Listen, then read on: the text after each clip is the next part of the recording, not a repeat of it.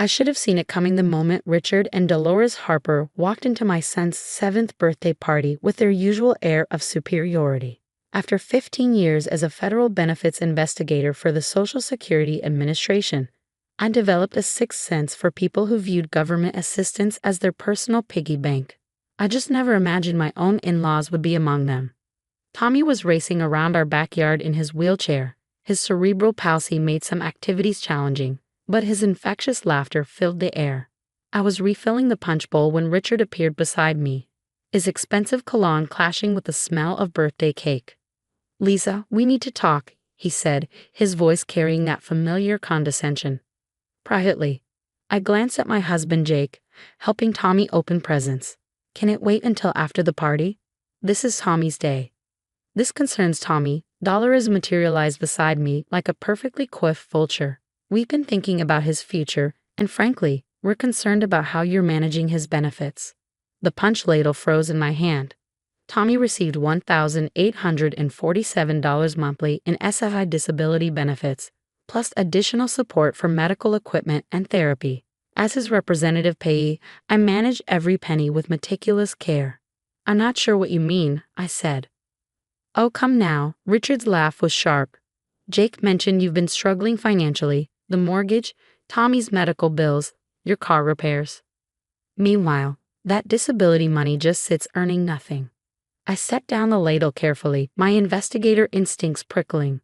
"Tommy's benefits are managed according to federal guidelines." "That's exactly the problem," Dolores said with false concern. "You're thinking small. We have investment experience, property management expertise. We could make that money work harder." Richard pulled out a manila folder. "We're proposing a simple solution, a power of attorney arrangement. We become Tommy's representative payees, manage his benefits professionally, and ensure maximum returns." I opened the folder, scanning legal documents they prepared without consulting me.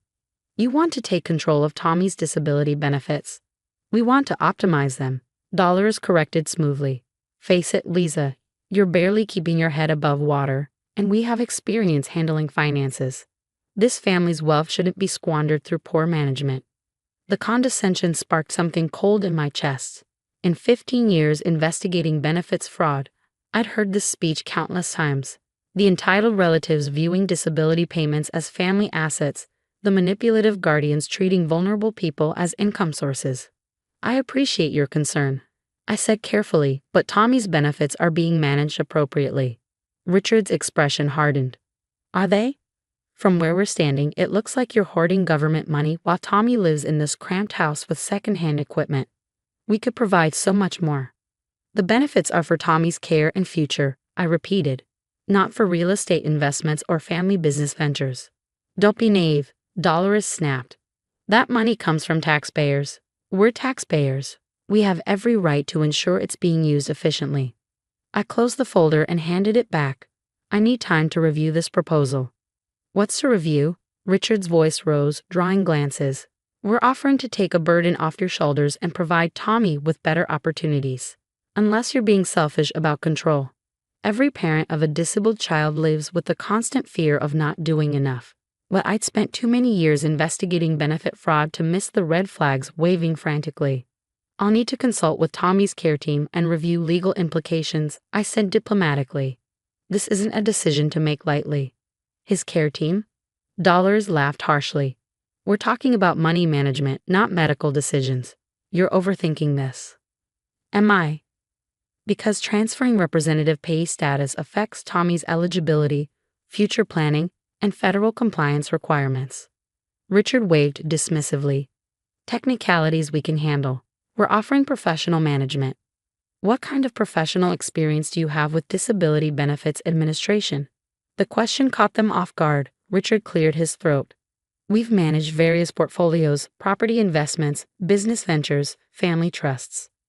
But specifically disability benefits, SSI regulations, representative payee responsibilities under federal law. Those are bureaucratic details," Dolores said impatiently. "The important thing is maximizing Tommy's resources." I nodded thoughtfully. "Let me make some calls and do some research. I want to understand all the implications before deciding." "Fine," Richard said curtly, "but don't take too long. Tommy's needs can't wait while you overthink every detail. They left shortly after, their departure creating a noticeable lightening of the party atmosphere. That evening, after Tommy was settled in bed, I sat in my home office staring at my computer screen.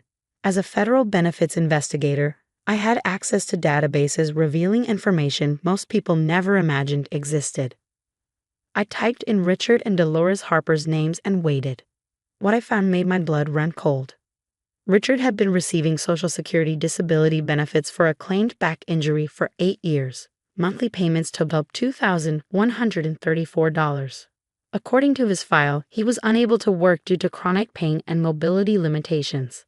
Dolores had been collecting unemployment benefits intermittently for 5 years, claiming job searches while receiving $447 weekly during benefit periods. But their social media told a different story. Richard's Facebook was filled with golf tournaments, hiking trips, and construction projects around their lakefront property. Last month, he posted roofing photos captioned, "Nothing like physical labor to clear your head." 2 weeks ago, there were pictures of him loading heavy furniture while helping their daughter relocate. Dolores' Instagram documented various business ventures, catering, an online boutique, a consulting firm. She regularly posted about client meetings, vendor negotiations, and successful sales. Her LinkedIn profile boasted of entrepreneurial success and a thriving small business portfolio. I leaned back, the pieces falling into place with sickening clarity. They weren't interested in helping Tommy. They wanted access to his benefits while fraudulently collecting their own.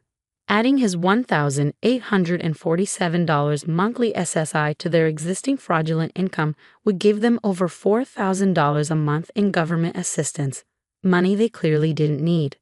I spent 3 hours documenting everything, screenshots of social media posts, cross-references with benefit payment dates, and business registration records contradicting their reported income. By midnight, I had a comprehensive file any federal prosecutor would salivate over. I dug deeper using legitimate investigative channels. Property records showed 3 rental properties generating substantial monthly income. Business licenses revealed multiple active enterprises under various LLCs. Tax lien searches uncovered deliberate income underreporting strategies. Richard and Dolores weren't struggling financially. They were professional fraudsters, systematically stealing from federal assistance programs while building comfortable lifestyles on taxpayers' backs. On Monday morning, I requested a meeting with my supervisor, Janet Rodriguez, a sharp woman who'd built her career rooting out benefits fraud with surgical precision. "How's Tommy?" she greeted me warmly. "He's great, but I'm here about a potential fraud case. It's complicated." Janet's expression shifted to professional alertness. "Complicated how?" I explained carefully, maintaining objectivity despite the personal nature. Janet listened without interruption, occasionally jotting notes. "Jesus, Lisa, your own in-laws?" "That's why I wanted to discuss it first. Conflict of interest concerns." Janet shook her head firmly. "This is exactly what we need to pursue aggressively. Multi-program fraud, ongoing deception, clear evidence of unreported income. The fact that they tried involving you makes it even more brazen. So we should proceed." "We should have proceeded yesterday. How much in fraudulent benefits, roughly?" I consulted my notes. Conservatively, over $200,000 across 8 years. Just SSI and unemployment. It could be significantly higher, factoring in rental properties and Medicaid claims. Janet whistled softly. "Federal fraud charges, potential prison time, full restitution. Lisa, this could be career-making. It could also destroy family relationships. With people stealing from disabled children and unemployed workers," Janet's voice carried steel. "You've spent 15 years protecting program integrity. Don't let personal relationships compromise that now." She was right. I built my career on the principle that benefits fraud hurts everyone. The truly needy denied resources, taxpayers funding the programs, the entire social safety net depending on public trust. What's next? Document everything officially. Open a formal investigation. Be prepared. This could get ugly fast. I spent the following week building an airtight case. Every piece of evidence was cataloged, cross-referenced, and verified through multiple sources. Richard's disability claim included 2016 medical records citing severe mobility limitations, while social media showed him competing in amateur golf tournaments throughout 2023 and 2024. Dolores' unemployment claims listed active job searches during periods when business licenses showed ongoing operations and reported income. By Friday afternoon, Janet called me in, along with 2 other investigators and a representative from the U.S. Attorney's Office. Lisa, meet Assistant U.S. Attorney Michael Chen. He's handling your in-laws' prosecution. Chen was younger than I expected, but his reputation for aggressive fraud prosecution was well known. Ms. Harper, I've reviewed your investigation. Exceptionally thorough. We're moving forward with federal charges. What are we looking at? Multiple counts: Social Security fraud, unemployment fraud, mail fraud, conspiracy. Given the scope and duration, significant prison time and full restitution. My phone buzzed with a text from Jake. Mom and Dad want dinner tomorrow to discuss Tommy's situation. Can you give them an answer? I showed Janet, who smiled grimly. Perfect timing. You'll have an answer. Saturday evening arrived with inevitable weight. Jake was setting the table when the doorbell rang and Tommy's excited voice greeted his grandparents, who came bearing a new puzzle. Richard and Dolores settled in with the comfortable authority of people accustomed to getting their way. Richard carved roast beef theatrically while Dolores complimented the side dishes with faint, somehow condescending praise. So Richard said, passing the vegetables, have you considered our proposal? Jake looked between us curiously. What proposal? Your parents want to become Tommy's representative payees, I explained calmly. They think they can manage his benefits more effectively. Oh, Jake's brow furrowed. Should we consider that? Actually, I said, reaching for my purse. I did some research this week, learned some interesting things about representative payee responsibilities and benefit fraud penalties. I pulled out a manila folder much thicker than Richard's party version. Did you know that fraudulent use of disability benefits carries federal penalties of up to 20 years in prison? The room temperature seemed to drop 10 degrees. Richard's fork paused halfway to his mouth. That's rather extreme, Dolores said carefully. Is it? I opened the folder and laid out photographs. Because I learned that people fraudulently collecting benefits while concealing income face serious consequences. The first photo showed Richard mid-golf swing, his face bright with competitive intensity. Date stamp, 3 months ago. Nice form, I commented conversationally, for someone with severe mobility limitations. Richard's face paled. Lisa, what are you doing? I laid out more photographs. Richard roofing his garage, Dolores at business conferences, Richard loading furniture, Dolores cutting ribbons at boutique openings. Just sharing some interesting research about people claiming disability benefits while maintaining active lifestyles and running multiple businesses. Jake stared at the photographs, confused. Dad, you said your back was too bad to work. It is, Richard said weakly. These are just occasional activities. Occasional? I pulled out printed social media pages. According to Facebook check-ins, you've played golf 47 times this year. More than once a week. Dolores stood abruptly. We don't have to listen to this. Actually, you do. I remained seated, my voice perfectly calm. Because I'm a federal benefits investigator, and you've been committing fraud against programs I'm sworn to protect. The silence was deafening. Even Tommy looked up from his puzzle, sensing the tension. You've been collecting Social Security disability for 8 years while running construction projects and playing competitive golf. I continued in a professional, deposition-like tone. Dolores has been collecting unemployment while operating multiple businesses and earning undisclosed income. Richard's hands trembled. You can't. Your family. I'm also a federal law enforcement officer who took an oath to protect the integrity of benefits programs. I laid out business registration documents. Your catering business alone generated over $50,000 in reported income this year while you claimed unemployment benefits. Jake's voice was barely a whisper. How much money? I consulted my notes. Over $200,000 in fraudulent benefits across 8 years. With penalties and interest, they're looking at full restitution of approximately $400,000. Dolores sank back, her face ashen. We can explain. You can explain to the federal prosecutor handling your case. I slid business cards across the table. Assistant U.S. Attorney Michael Chen. very experienced with benefits fraud. Richard's voice cracked. Lisa, please, we're family. Family doesn't steal from disabled children, I said quietly. Family doesn't commit fraud against programs designed to help society's most vulnerable. We weren't hurting anyone, Dollars protested weakly. Weren't you? I leaned forward slightly. Every fraudulent dollar was a dollar unavailable for someone who actually needed it. Every false claim damaged the credibility of these programs and made it harder for legitimate beneficiaries to receive help. Tommy abandoned his puzzle, watching with wide, confused eyes.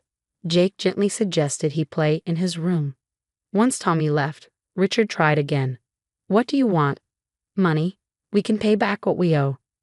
Too late. The investigation is underway. Federal charges will be filed Monday morning. Dollars burst into tears, her careful composure finally cracking. We'll lose everything.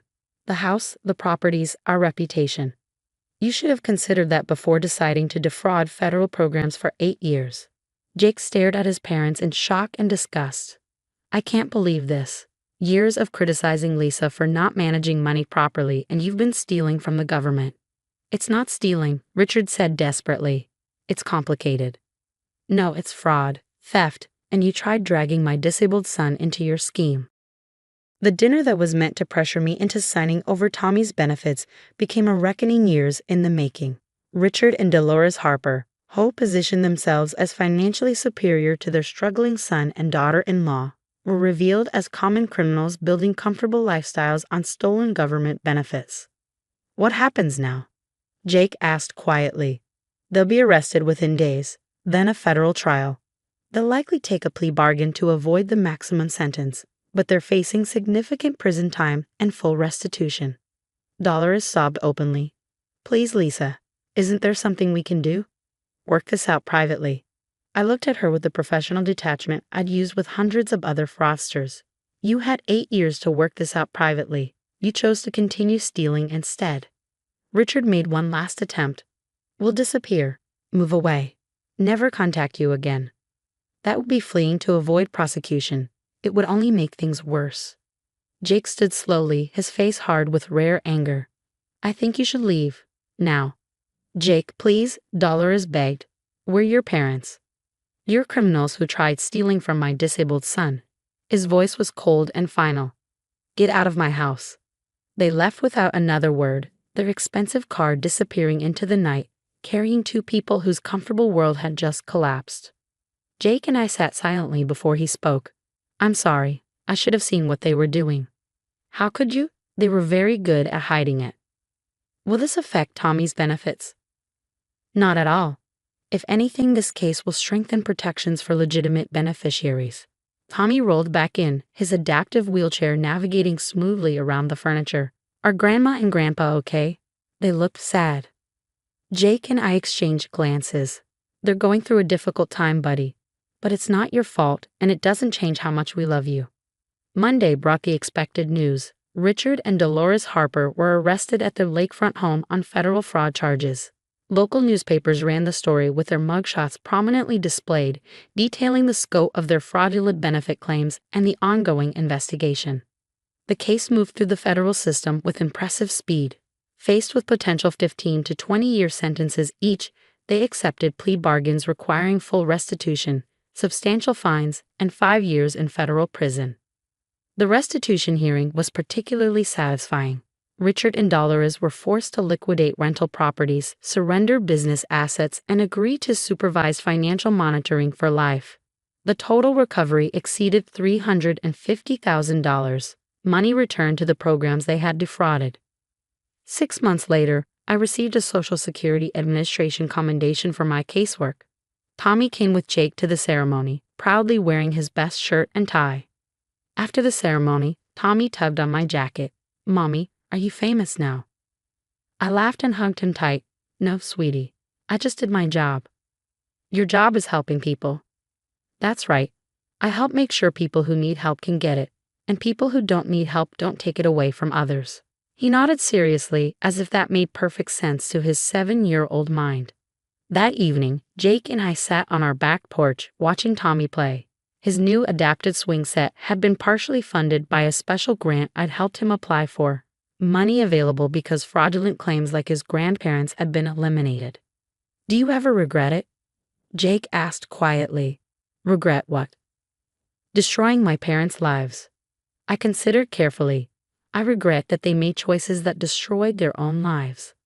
I regret that they tried using Tommy as part of their fraud. I regret that you had to learn about their true character this way. But you don't regret investigating them. No, I took an oath to protect the integrity of these programs. Tommy depends on these benefits. Millions of other disabled children and adults depend on them. When people like your parents steal from these programs, they steal from every legitimate beneficiary. Jake nodded slowly. I know you're right. It's just hard reconciling the grandparents who brought Tommy presents with the criminals who tried stealing his benefits. Maybe that's the most important lesson, I said. People aren't always who they appear to be. And sometimes, doing the right thing means holding people accountable, even when it's difficult.